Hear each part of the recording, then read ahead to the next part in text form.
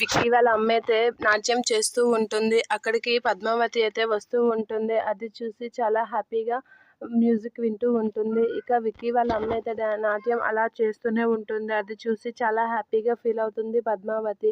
ఏంటి ఈవిడ డ్యాన్స్ చేస్తారా అని అయితే చూసి షాక్ అవుతూ ఉంటుంది.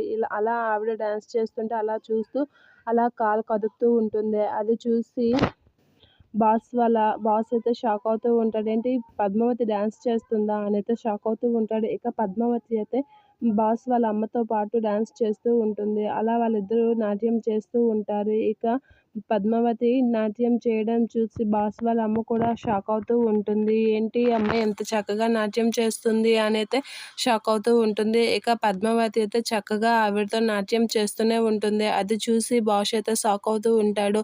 ఇక పద్మావతి చక్కగా ఆవిడతో కలిసి నాట్యం చేస్తూ ఉంటుంది. అది చూసి బాస్ అలా చూస్తూనే ఉంటాడు. ఇక పద్మావతి అలా నాట్యం చూసేసరికి లాస్ట్లో అలా డ్యాన్స్ పూర్తయ్యేటప్పటికి బాస్ అలా షాక్ అయ్యి వాళ్ళ అమ్మ కాసి పద్మావతి కాసి అయితే అలా చూస్తారు. వీళ్ళిద్దరూ ఇలా ఉంటే ఎంత బాగున్నో అనేది అనుకుంటూ ఉంటాడు. ఇక బాస్ అయితే అలా పద్మావతి కాసి చూస్తూనే ఉంటాడు.